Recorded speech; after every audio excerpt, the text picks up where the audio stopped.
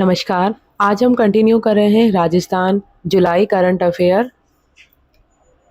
मई 2025 चर्चित व्यक्तित्व। 14 मई 2025 को देश के 52वें सर्वोच्च न्यायालय मुख्य न्यायाधीश कौन बने हैं? Justice B R. गवई। राष्ट्रपति द्रौपदी मुर्मू ने सर्वोच्च न्यायालय ने प्रधान न्यायाधीश के पद पर जस्टिस बी.आर. गवई को पद व गोपनीयता की शपथ दिलाई। इन्होंने जस्टिस संजीव खन्ना का स्थान लिया है। सर्वोच्च न्यायालय में कुल 34 न्यायाधीशों के पद स्वीकृत हैं। जस्टिस गवई सर्वोच्च न्यायिक पद पर पहुंचने वाले पहले बौद्ध और दलित समुदाय के दूसरे व्यक्ति हैं। वह मूलतः मुंबई के निवासी हैं और उनका कार्यकाल आयु 65 वर्ष पूर्ण होने पर 23 नवंबर 2025 को पूरा होने जा रहा है। नेक्स्ट है कि 15 मई 2025 को संघ लोक सेवा आयोग का नया अध्यक्ष किसे बनाया है? डॉक्टर अजय कुमार। डॉक्टर अजय कुमार ने 15 मई 2025 को संघ लोक सेवा आयोग यूपीएससी के अध्यक्ष के पद पर एवं गोपनीयता की शपथ ली। आयोग के सबसे वरिष्ठ सदस्य लेफ्टिनेंट जनरल राज शुक्ला सेवानिवृत्त ने उन्हें यह शपथ दिलाई। इन्होंने प्रीति सूदन का स्थान लिया है। आयोग के अध्यक्ष रूप में इनका कार्यकाल 6 वर्ष की अवधि या 65 वर्ष की आयु तक रहेगा। नेक्स्ट है कि केंद्र सरकार ने 1 मई 2025 को राष्ट्रीय सुरक्षा सलाहकार बोर्ड का अध्यक्ष किसे नियुक्त किया है? आलोक जोशी। पहलगाम में 22 अप्रैल को हुए आतंकी हमले के मद्देनजर केंद्र सरकार ने 1 मई 2025 को राष्ट्रीय सुरक्षा सलाहकार बोर्ड का पुनर्गठन कर पूर्व रॉ प्रमुख आलोक जोशी को इस 7 सदस्यीय बोर्ड का अध्यक्ष नियुक्त किया है। नेक्स्ट है प्राइम पॉइंट फाउंडेशन संसद रत्न पुरस्कार 2025। संसद में उत्कृष्ट और निरंतर योगदान के लिए 17 सांसदों और 2 संसदीय स्थानीय समितियों, वित्त और कृषि को संसद रत्न पुरस्कार 2025 से सम्मानित किया जाएगा। प्राइम पॉइंट फाउंडेशन की ओर से चयनित सांसदों में Bhartruhari Mahtab, Supriya Sule, NCP SP, NK Premachandran, RSP और एसए बारडे को संसदीय लोकतंत्र में उत्कृष्ट, अन्य सांसदों में सिमता बाग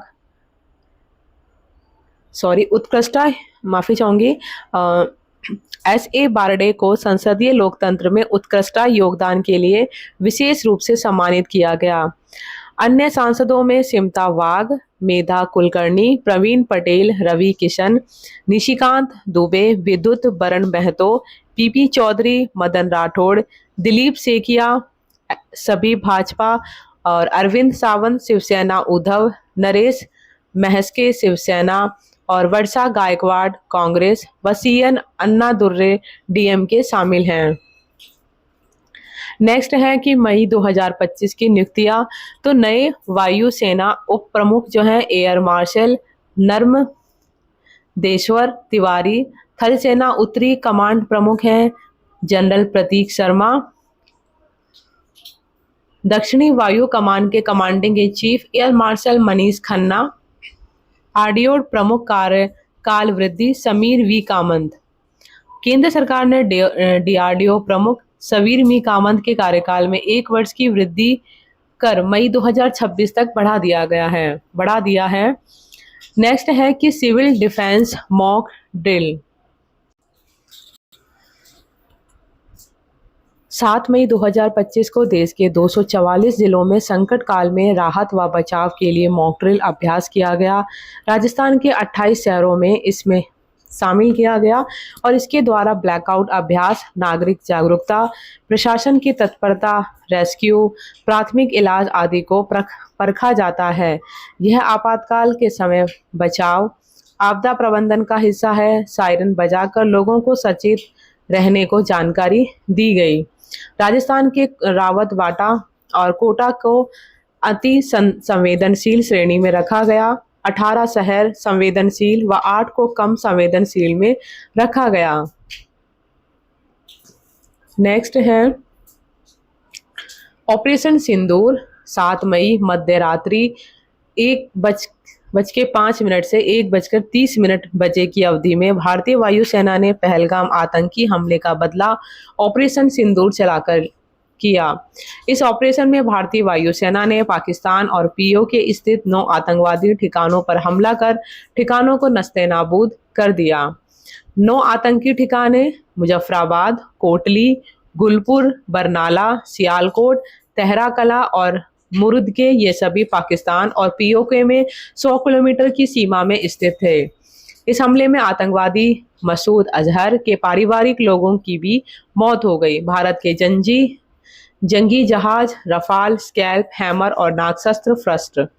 रफाल फ्रांसीसी कंपनी से लिया गया अत्याधुनिक लड़ाकू विमान है जिसकी रेंज 3700 किलोमीटर, गति 2202 किलोमीटर प्रति घंटा है। हैमर फ्रांस का है, जीपीएस और लेजर गाइडेड मिसाइल दागने में सक्षम है। स्कैल्प अचूक निशाना, 100 फीट ऊंचाई से बंकर को ध्वस्त करने की क्षमता, गति 1000 किलोमीटर प्रति घंटा, रेंज 250 से 560 किलोमीटर तक है। नेक्स्ट है नागशस्त्र फर्स्ट। एआई से लैस स्वदेश निर्मित पहली बार आतंकवाद के खिलाफ काम किया। इसे आत्मघाती या विस्फोटक ड्रोन भी कहते हैं। इसे 1 से 100 किलोमीटर की दूरी से नियंत्रित किया जा सकता है। नेक्स्ट है ऑपरेशन सिंदूर के जरिए भारत के पराक्रम की आधिकारिक प्रेस ब्रीफिंग भारतीय सेना की 2 महिला अधिकारियों द्वारा की गई।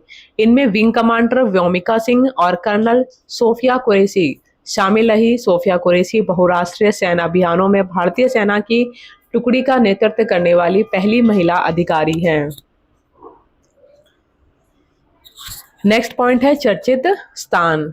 देश में पहली बार 2 मई 2025 को एक्सप्रेसवे पर निर्मित हवाई पट्टी पर लड़ाकू विमानों ने नाइट लैंडिंग कर अभ्यास किया। गंगा एक्सप्रेसवे मेरठ में प्रयागराज तक 594 किलोमीटर लंबाई में बन रहा है। इस एक्सप्रेसवे पर जलालाबाद तहसील के पीरू गांव के पास 3.9 किलोमीटर लंबी हवाई पट्टी पर एयर शो का आयोजन किया गया और यहां एयरफोर्स के राफेल, C-130, जे सुपर अर्क्यूलिस, जगुआर, सुखोई 30, MKI आदि विमानों ने टच एंड गो प्रदर्शन किया।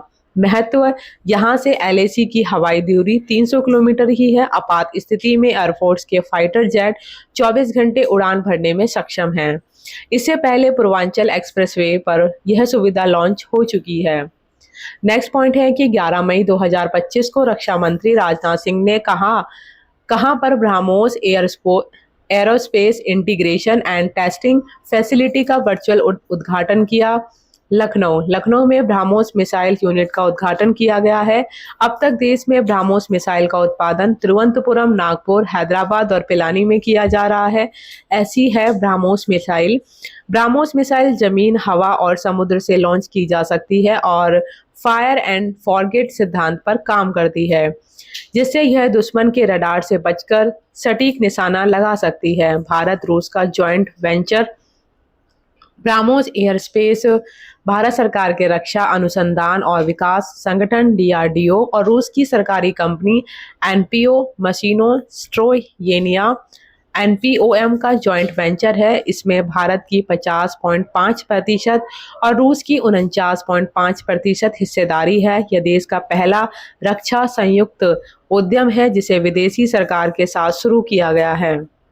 नेक्स्ट है जल शक्ति मंत्रालय द्वारा 1 जून 2025 को जारी की गई वर्षा जल संचयन कैच द रेन रैंकिंग में शीर्ष राज्य रहा है तेलंगाना। जल शक्ति मंत्रालय की राज्यों की वार्षिक रैंकिंग में शीर्ष 5 राज्य तेलंगाना, छत्तीसगढ़, तीसरे नंबर पे राजस्थान, मध्य प्रदेश, उत्तर प्रदेश। अवधि 1 अप्रैल 2024 से 31 मई 2025 कंप्लीट हो चुकी है। शीर्ष जिला जो है खंडवा मध्य प्रदेश है और जल संचयन जन भागीदारी का उद्देश्य पहले से बनी जल संरचनाओं को गहरा करना, गाद निकालकर बाहर करना, सरकारी रिकॉर्ड में दर्ज करना, कुएं, तालाब, बावड़ियां बनाना, रेन वाटर हार्वेस्टिंग संरचनाओं का निर्माण करना। टॉप 10 जिले मध्य प्रदेश का खंडवा है और छत्तीसगढ़ का बालोद। राजस्थान का हम देखते हैं, राजस्थान का भीलवाड़ा है और 5th नंबर पे राजस्थान का बाड़मेर है। और एक ये पढ़ सकते हैं कि मध्य प्रदेश का खंडवा जिला पहले नंबर पे है, तो हमारा दूसरे और पांचवें नंबर पे, और जिला भीलवाड़ा और बाड़मेर है। राजस्थान राज्यों की रैंकिंग में तीसरा स्थान रहा। कार्यपूर्ण 364, 961 निर्माणाधीन 4,16,072। टॉप 10 जिलों में भीलवाड़ा दूसरे नंबर पे और बाड़मेर पांचवें नंबर पे है। उसके बाद है कि केंद्रीय कैबिनेट ने 14 मई 2025 को कहां पर देश की 6वीं सेमीकंडक्टर यूनिट लगाने की मंजूरी प्रदान की है। जेवर उत्तर प्रदेश में 14 मई 2025 को केंद्रीय कैबिनेट ने 3,706 करोड़ रुपए के सेमीकंडक्टर प्लांट को मंजूरी प्रदान की है। यह प्लांट उत्तर प्रदेश के जेवर में लगाया जाएगा। यह ताइवान की फॉक्सकॉन और भारत की HCL का संयुक्त उद्यम होगा। अभी तक 5 यूनिट गुजरात व महाराष्ट्र में निर्माणाधीन है और इनमें पहली यूनिट साणंद गुजरात में लगी थी। जेवर में इंटरनेशनल एयरपोर्ट और फिल्म सिटी भी बनाई जा रही है। नई दिल्ली में भारत 6G 2025 तीसरा अंतर्राष्ट्रीय सम्मेलन। प्रधानमंत्री श्री नरेंद्र मोदी ने 23 मार्च 2023 को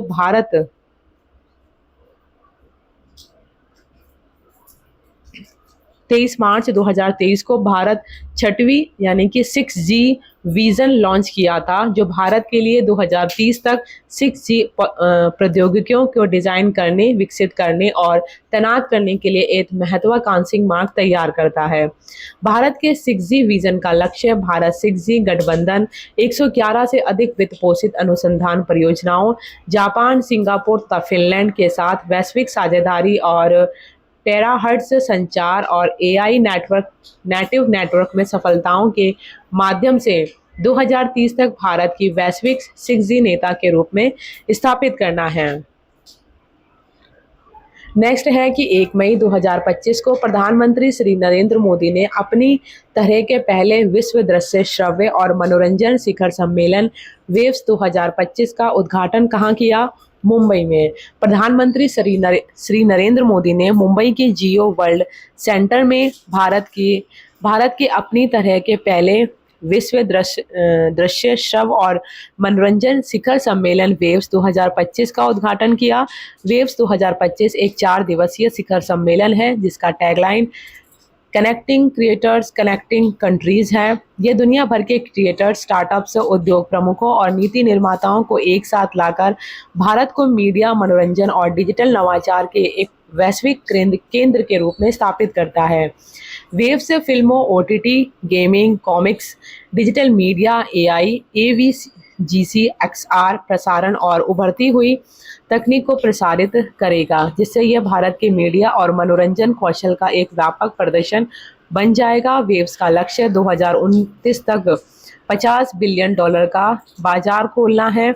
वेव्स 2025 में भारत पहली बार ग्लोबल मीडिया डायलॉग JMD की मेजबानी भी कर रहा है, जिसमें 25 देशों के मंत्री भाग लेंगे। इससे भारत की ऑरेंज इकोनॉमी को बढ़ावा मिलेगा। 3 मई 1913 को, यानी कि बहुत पुरानी बात है, को भारत की पहली फीचर फिल्म राजा हरिश्चंद्र रिलीज हुई थी, जिसको हम सभी ने बहुत बार देखा होगा, जिसका निर्देशन दादा साहब फाल्के ने किया था। और नेक्स्ट है कि 1 मई 2025 को राष्ट्रीय आयुष मिशन NAM सम्मेलन 2025 का आरंभ कहाँ हुआ? केवल्य धाम, लोनावला, महाराष्ट्र में। विभिन्न राज्यों और केंद्र शासित प्रदेशों द्वारा आयुष क्षेत्र में उठाए गए कदमों पर जोर देते हुए और कंपनी प्रतिबद्धता दोहराते हुए राष्ट्रीय आयुष मिशन NAM सम्मेलन 2025 केवल्य धाम, लोनावला, महाराष्ट्र में आरंभ हुआ। राष्ट्रीय आयुष मिशन सम्मेलन का यह दूसरा संस्करण है। पहला संस्करण 2023 में आयोजित हुआ था और इसका उद्देश्य भारत की आयुष्मान भारत योजना के तहत आयुष्मान आरोग्य मंदिर आयुष के माध्यम से पूरे देश में स्वास्थ्य सेवाओं की उपलब्धता, पहुंच और गुणवत्ता को बढ़ाना है। 12,500 आयुष आरोग्य मंदिर आयुष की स्थापना की पहल ने स्वास्थ्य सेवा की उपलब्धता में उल्लेखनीय वृद्धि की है, जिसके लाभार्थियों की संख्या 2021 में 1.5 करोड़ से बढ़कर 2025 में 11.5 करोड़ से अधिक हो गई है। ये तो बहुत ज़्यादा हो गई है। इस मिशन की शुरुआत 2014 में हुई थी, ये हमें याद करना है। वित्त वर्ष 2025-26 के लिए इस मिशन हेतु 1275 करोड़ रुपए का आवंटन किया गया है। नेक्स्ट है कि 1 मई 2025 को भारत के हिंडन एयरबेस से बुद्ध के पवित्र अवशेष को किस देश के लिए रवाना किया गया? वियतनाम। भारत सरकार का संस्कृति मंत्रालय अंतर्राष्ट्रीय बौद्ध परिसंघ IBC नई दिल्ली के सहयोग से 3 से 21 मई 2025 तक वियतनाम के 4 शहरों में पहली बार पवित्र अवशेष प्रदर्शनी का आयोजन किया। संयुक्त राष्ट्र दिवस वैसाख समारोह। यह दिवस बुद्ध के जन्म, ज्ञान और निर्वाण की याद में हर साल मई की पूर्णिमा बुद्ध पूर्णिमा को मनाया जाता है। सॉरी। केंद्रीय गृह मंत्री ने 1 मई 2025 को बोडोफा उपेंद्र नाथ ब्रह्मा की 9 फीट ऊंची प्रतिमा का अनावरण कहाँ किया? नई दिल्ली में। केंद्रीय गृह एवं सहकारिता मंत्री श्री अमित शाह ने 1 मई 2025 को नई दिल्ली में बोडोफा उपेंद्र नाथ ब्रह्मा को श्रद्धांजलि के रूप में रोड और रोटरी का नामकरण और प्रतिमा का अनावरण किया। बोडोफा न सिर्फ बोडोलैंड, असम और बोडो जाति बल्कि पूरे आदिवासी समुदाय के लिए सम्मान, पहचान और समान अधिकारों की लड़ाई लड़ने के लिए जाने जाते हैं। नाम है Bodofa Upendra Nath Brahma.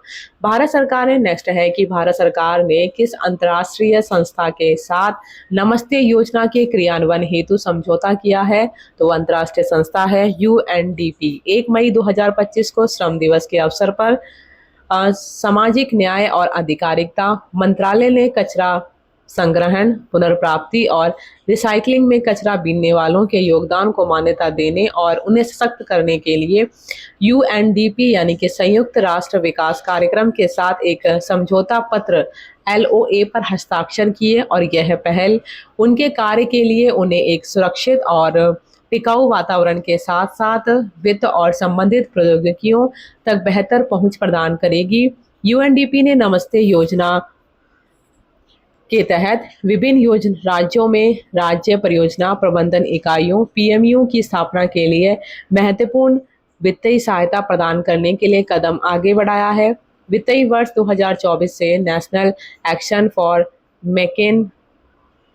Mechanised sanitation ecosystem Namaste योजना के तहत कचरा बीनने वालों को एक घटक के रूप में जोड़ा गया है। नमस्ते योजना को पूरे भारत में कचरा बीनने वालों लगभग 2.5 लाख के औपचारिक समावेशन को व्यापक बनाने के लिए सामाजिक न्याय और अधिकारिता मंत्रालय द्वारा लागू किया जा रहा है। नेक्स्ट है कि केंद्र सरकार ने शिलोंग से सिलचर तक 166.80 kilometre high speed greenfield corridor को दी मंजूरी। पीएम मोदी की अध्यक्षता में आर्थिक मामलों की कैबिनेट समिति CCEA ने शिलोंग से सिलचर तक एक नया 4 लेन का greenfield high speed excellence control corridor बनाने की मंजूरी दे दी है। यह सड़क परियोजना हाइब्रिड एन्युटी मोड पर विकसित की जाएगी और इसकी कुल लंबाई 166.80 किलोमीटर होगी।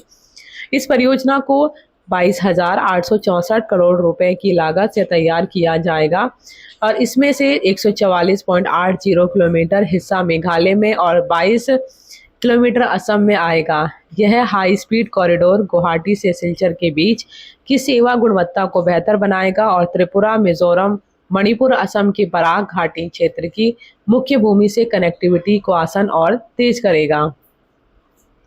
नेक्स्ट है कि भारत सरकार ने एकलव्य बोर्ड आवासीय विद्यालयों में किन प्रयोगशालाओं को स्थापित करने की मंजूरी दी है? 75 अंतरिक्ष प्रयोगशालाएं। जनजातीय कार्य मंत्रालय और भारत पेट्रोलियम कॉरपोरेशन लिमिटेड ने 19 राज्यों में एकलव्य मॉडल आवासीय विद्यालयों में 75 अंतरिक्ष प्रयोगशालाएं स्थापित करने का निर्णय लिया है। प्रत्येक प्रयोगशाला में LVM-3 लॉन्च व्हीकल और EO satellite demo model, star tracker telescope और कैनसेट वर्किंग मॉडल सहित उन्नत वैज्ञानिक उपकरण होंगे। इस पहल के साथ मंत्रालय आदिवासी युवाओं के लिए अंतरिक्ष विज्ञान, प्रौद्योगिकी, इंजीनियरिंग और गणित के क्षेत्र में नए राह खोलना चाहता है। इस पहल से 50,000 से अधिक आदिवासी छात्र लाभान्वित होंगे। नेक्स्ट क्यूज है कि 2 मई 2025 को प्रधानमंत्री श्री नरेंद्र मोदी ने केरल में 8800 करोड़ रुपए की लागत से बने किस अंतर्राष्ट्रीय डीप वाटर बहुउद्देशीय बंदरगाह राष्ट्र को समर्पित किया? विंझिम बंदरगाह। इसका निर्माण सागरमाला परियोजना के तहत किया गया है। 8800 करोड़ रुपए की लागत वाला विंझिम अंतर्राष्ट्रीय डीप वाटर बहुउद्देशीय परियोजना देश का पहला समर्पित कनेक्टर ट्रांसशिपमेंट पोर्ट है। पीएम गति शक्ति के तहत जलमार्गों, रेलवों, राजमार्गों और वायु मार्गों की इंटरकनेक्टिविटी को तेज गति से सुधारा जा रहा है। नेक्स्ट क्यूज है कि सर्वे ऑफ इंडिया ने अद्यतन पद्धति के बाद भारत की तटरेखा की लंबाई संशोधित कर की गई है 11,098.81 किलोमीटर। अप्रैल 2025 में सर्वे ऑफ इंडिया के आंकड़ों के अनुसार भारत की तटरेखा की लंबाई आधिकारिक तौर पर 11,098.81 किलोमीटर अपडेट की गई, जो 1970 के दशक से दर्ज किए गए 7,516.60 किलोमीटर के पहले के आंकड़ों से 3,533.21 किलोमीटर या लगभग 50% अधिक है।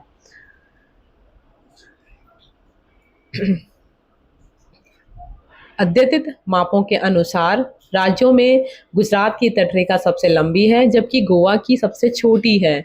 केंद्र शासित प्रदेशों में अंडमान और निकोबार द्वीप समूह की सबसे लंबी और पुडुचेरी की सबसे छोटी है। नेक्स्ट क्यूज है कि मई 2025 में आधिकारिक तौर पर विश्व स्वास्थ्य संगठन के आयु अनुकूल शहरों और समुदायों के लिए वैश्विक नेटवर्क GNAFCC का सदस्य बना है केरल का कोझिकोड शहर। इस तरह की मान्यताओं के साथ कोझिकोड उन शहरों के समूह में शामिल हो गया है जो बुजुर्ग लोगों की सहायता करने के उद्देश्य से नीतियां बनाते हैं, सेवाएं प्रदान करते हैं और बुनियादी ढांचा विकसित करते हैं। अब कोझिकोड यानी केरल 2024 के बाद दूसरा भारतीय शहर और श्रीलंका के वेल्लावेयर के बाद WHO दक्षिण पूर्व एशिया क्षेत्र CEAR में दूसरा शहर बन गया है जो WHO GNAFCC में शामिल हुआ है। ये यूनेस्को सिटी ऑफ लिटरेचर के रूप में संयुक्त राष्ट्र शैक्षिक, वैज्ञानिक और सांस्कृतिक संगठन यूनेस्को द्वारा 2023 की मान्यता के बाद कोझिकोड का दूसरा अंतर्राष्ट्रीय सम्मान है। नेक्स्ट पॉइंट है कि समावेशी भारत शिखर सम्मेलन। केंद्रीय सामाजिक न्याय एवं अधिकारिता मंत्रालय के अंतर्गत दिव्यांग जन सशक्तिकरण विभाग द्वारा 15 मई 2025 को वैश्विक सुगम्यता जागरूकता दिवस यानी कि GAAD के मौके पर आयोजित किया गया और यह शिखर सम्मेलन इंडिया इंटरनेशनल सेंटर नई दिल्ली में हाइब्रिड मोड में आयोजित किया गया। GAAD का उद्देश्य दुनिया भर में दिव्यांगजनों के लिए डिजिटल पहुंच और समावेशन के बारे में जागरूकता प्रदान करने के लिए समर्पित है। यह दिवस हर वर्ष मई के तीसरे गुरुवार को मनाया जाता है। समावेशी भारत शिखर सम्मेलन। नेक्स्ट पॉइंट है कि राजों की बावली नई दिल्ली। 13 मई 2025 को भारतीय पुरातत्व सर्वेक्षण ASI ने वर्ल्ड मॉन्यूमेंट्स फंड इंडिया और TCS फाउंडेशन WMFI के सहयोग से नई दिल्ली स्थित मेहरौली पुरातत्व उद्यान में 16वीं शताब्दी की राजों की बावली का संरक्षण कार्य सफलतापूर्वक पूरा कर लिया है। यह परियोजना WMFI की भारत की ऐतिहासिक जल प्रणालियों नामक पहल का हिस्सा थी, जिसे TCS फाउंडेशन द्वारा वित्त पोषित किया गया था, जो वर्ल्ड मॉन्यूमेंट्स फंड की जलवायु विरासत पहल के रूप में है। लगभग 1506 ईस्वी में लोधी राजवंश के दौरान निर्मित राजों की बावली लोधी युग की वास्तुकला और पारंपरिक जल इंजीनियरिंग के प्रमाण के रूप में खड़ी है। नेक्स्ट क्यूज है कि सर्वदलीय प्रतिनिधिमंडल दुनिया को आतंकवाद के खिलाफ शून्य सहिष्णुता का भारत का सख्त संदेश देने के लिए गठित सांसद दलों की संख्या रही है 7 सांसद दल तथा 59 नेता 33 देशों की यात्रा पर लौटे, जहां उन्होंने भारत की आतंकवाद विरोधी नीति के बारे में दुनिया को बताया। तो पहले हैं बैजंत पांडा, बीजेपी से हैं, सऊदी अरब, कुवैत, बहरीन, अल्जीरिया, और राजनयिक इनका जो है हर्षवर्धन श्रृंखला। रविशंकर प्रसाद नेतृत्व करता है बीजेपी के, UK, France, Germany, Italy, Denmark. राजनयिक पंकज सरन। संजय कुमार झा जो कि है जेडीयू के, Indonesia, Malaysia, Korea, Japan, Singapore, जो कि पूर्वी वर्ल्ड में पूर्वी देशों के नाम है, जिसमें राजनयिक हैं मोहन कुमार। फिर है नेतृत्वकर्ता श्रीकांत एकनाथ शिंदे, शिवसेना के हैं, UAE, Liberia, Congo, Sierra Leone, इसके राजनयिक हैं सुजन चिनॉय। शशि थरूर जो कि कांग्रेस के नेतृत्वकर्ता हैं, America, Panama, Guyana, Brazil, Colombia, जो कि राजनयिक है तरनजीत सिंह संधू, और नेतृत्व करता है 6 पॉइंट पर कनी मोजी, डीएमके, जो कि इसके देश हैं स्पेन, ग्रीस, स्लोवेनिया, लातविया और रूस। इनके राजनयिक हैं कि मंजीव एस पुरी या फिर जावेद अशरफ, और इसके साथ में नेतृत्व करता है 7 पॉइंट पे सुप्रिया सुले, जो कि एनसीपी है। देश है मिस्र, कतर, इथोपिया, दक्षिण अफ्रीका, और इसके राजनयिक हैं सैयद अकबरुद्दीन। नेक्स्ट पॉइंट है कि सागर में सम्मान पहल। केंद्रीय पतन, पोत, परिवहन और जल मार्ग मंत्री MOPSW की श्री सर्बानंद सोनोवाल ने 18 मई 2025 को सागर में सम्मान का अनावरण किया। यह भारत सरकार की नीतिगत पहल है। इसका परम उद्देश्य समुद्री क्षेत्र में महिलाओं की भागीदारी बढ़ाना है। इस पहल की शुरुआत मुंबई में समुद्री क्षेत्र में महिलाओं के लिए अंतर्राष्ट्रीय दिवस 18 मई के उद्घाटन समारोह में की गई, और इस वर्ष IMO की थीम है महिलाओं के लिए अवसरों का महासागर। यह 2025 के विश्व समुद्री दिवस की थीम हमारा महासागर, हमारा दायित्व, हमारा अवसर के साथ संरेखित है। नेक्स्ट क्यूज है कि 20 मई 2025 को आधिकारिक तौर पर घोषित भारत का पहला पूर्ण साक्षर राज्य बना है, वो है मिजोरम। मिजोरम के मुख्यमंत्री लाल दुहोमा ने राज्य को पूर्ण साक्षर घोषित किया है, और इससे पहले 24 जून 2024 को लद्दाख पूर्ण साक्षरता घोषित करने वाला पहली प्रशासनिक इकाई बनी थी, और मिजोरम को 20 फरवरी 1987 को राज्य का दर्जा प्राप्त हुआ था। यह प्रदेश 21,081 वर्ग किलोमीटर यानी कि 8,139 वर्ग मील के भौगोलिक क्षेत्र में फैला हुआ है। 2011 की जनगणना के अनुसार इसकी साक्षरता दर 91.33% दर्ज की गई, जो भारत में तीसरे स्थान पर है।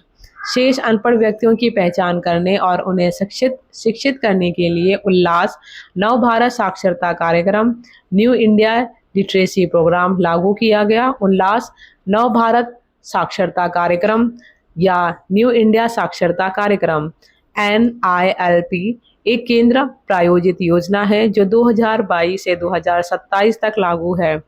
गोवा के मुख्यमंत्री डॉक्टर प्रमोद सावंत ने गोवा को औपचारिक रूप से उल्लास नव भारत साक्षरता कार्यक्रम यानी कि न्यू इंडिया लिटरेसी प्रोग्राम के तहत पूर्ण कार्यात्मक साक्षर राज्य घोषित किया। ये भारत को वर्ष 2030 तक पूर्ण साक्षर बनाने के राष्ट्रीय शिक्षा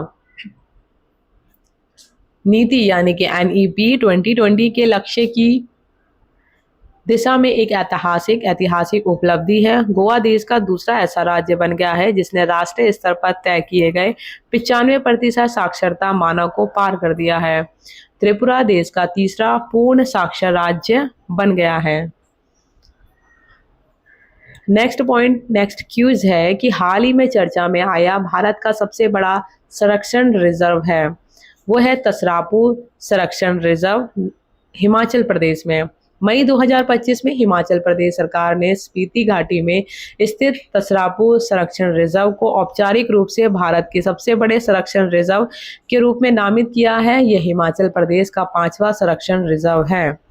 तसरापू कंजर्वेशन रिजर्व 1585 वर्ग किलोमीटर में फैला हुआ है। नेक्स्ट पॉइंट है कि आर्टिस्ट इन रेसिडेंस कार्यक्रम। आर्टिस्ट इन रेसिडेंस कार्यक्रम के अंतर्गत मधुबनी और गोंड चित्रकला के कलाकारों ने 26 मई 2025 को राष्ट्रपति से मुलाकात की और आर्टिस्ट इन रेसिडेंस कार्यक्रम कला उत्सव में भारत के पारंपरिक कला प्रारूपों को उनके मूल स्वरूप में प्रदर्शित किया जाता है। आर्टिस्ट इन रेसिडेंट कार्यक्रम के अंतर्गत मध्य प्रदेश की गोंड चित्रकला और बिहार की मधुबनी चित्रकला के कलाकार 20 से 27 मई 2027 तक राष्ट्रपति भवन में किया गया। मधुबनी चित्रकला की कलाकार शांति देवी, अंबिका देवी और मनीषा झा, प्रीति कर्ण, रंजन पासवान, शांति देवी पहले से पढ़ लिए, उर्मिला देवी, श्रवण पासवान और कुमारी नलिनी शाह और मोती कर्ण तथा गोंड सलाहकार दुर्गाबाई व्याम, सुभाष व्याम, ननकुसिया श्याम, राम सिंह उर्वेती, दिलीप श्याम, चंपागली, हीरामन उर्वेती और जापानी श्याम दुर्वे शामिल हैं। नेक्स्ट क्यूज है कि इंडिया मोबाइल कांग्रेस 2025 का आयोजन अक्टूबर 2025 में कहाँ प्रस्तावित है? वो है यशोभूमि, नई दिल्ली। केंद्रीय संचार और पूर्वोत्तर क्षेत्र विकास मंत्री श्री ज्योतिरादित्य एम सिंधिया ने 26 मई 2025 को इंडिया मोबाइल कॉन्फ्रेंस 2025 के नवे संस्करण के लिए थीम के रूप में इनोवेट टू ट्रांसफॉर्म यानी कि नवाचार से परिवर्तन का अनावरण किया और इस वर्ष के नवे संस्करण का आयोजन 8 से 11 अक्टूबर 2025 तक यशोभूमि कन्वेंशन सेंटर नई दिल्ली में किया जाएगा। नेक्स्ट पॉइंट है कि पंचायत उन्नति सूचकांक 2.0 PAI एक बहुआयामी मूल्यांकन ढांचा है जिसे पंचायती राज मंत्रालय ने सतत विकास लक्ष्यों के स्थानीयकरण के साथ संरेखित 9 विषयों में 2.5 लाख से अधिक ग्राम पंचायतों के प्रदर्शन की देखरेख करने में सक्षम बनाने के लिए विकसित किया है। जबकि PAI संस्करण 1.0 ने 29 राज्य या केंद्र शासित प्रदेश में 2.16 लाख ग्राम पंचायतों से आंकड़े को कवर किया और PAI संस्करण 2.0 कार्यक्षमता, दक्षता और प्रयोज्यता में एक बड़ी उपलब्धि है। PAI 1.0 से 2.0 में परिवर्तन विषयगत व्यापकता को बनाए रखते हुए प्रयोज्यता और विश्वसनीयता में सुधार करने के लिए संकेतकों और आंकड़ों बिंदुओं के एक तेज और अधिक व्यवहारिक सेट के साथ ढांचे के एक केंद्रीकृत परिशोधन को दर्शाता है। PAI 1.0 और PAI 2.0 की तुलना। संकेतक इसमें PAI 1.1 दे रखा है कि 516 है और जिसके अंदर 2.0 के अंदर PAI जो है वो 147 यानी कि 72% कमी। त्रिफोकस और बेहतर आंकड़ गुणवत्ता के लिए युक्ति संगत है। आंकड़ा बिंदु जो दिया हुआ है वो 794 PAI 1.0 के अंदर है और PAI 2.0 में 227 दक्षता और स्पष्टता के लिए सुव्यवस्थित। नेक्स्ट पॉइंट है कि विकसित कृषि संकल्प अभियान। केंद्रीय कृषि एवं किसान कल्याण व ग्रामीण विकास मंत्री श्री शिवराज सिंह चौहान की पहल पर राष्ट्रव्यापी विकसित कृषि संकल्प अभियान प्रारंभ किया गया है। 29 मई को पूरी उड़ीसा से इस अभियान की शुरुआत की गई। 15 दिनों तक चलाए गए इस वृहद अभियान के दौरान श्री चौहान ने लगभग 20 राज्यों में प्रवास किया और किसानों व वैज्ञानिकों का उत्साहवर्धन करने के साथ ही उनसे सीधा संवाद किया। केंद्रीय मंत्री श्री शिवराज सिंह चौहान 29 मई को उड़ीसा के बाद 20 जून तक के अभियान के दौरान जम्मू, राजस्थान, गुजरात, उत्तर प्रदेश, बिहार, महाराष्ट्र, हरियाणा, पंजाब, उत्तराखंड, असम, मेघालय, कर्नाटक, तमिलनाडु, तेलंगाना, आंध्र प्रदेश, मध्य प्रदेश, दिल्ली और छत्तीसगढ़ में किसानों व वैज्ञानिक टीमों के साथ संवाद में सहभागिता की। खरीफ सीजन में किसानों को सीधा लाभ पहुंचाने के उद्देश्य से देशव्यापी विकसित कृषि संकल्प अभियान, भारतीय कृषि अनुसंधान परिषद ICAR और केंद्रीय कृषि एवं किसान कल्याण मंत्रालय द्वारा राज्य सरकारों के सहयोग से 29 मई से 12 जून तक 700 से अधिक जिलों में आयोजित किया गया। धन्यवाद।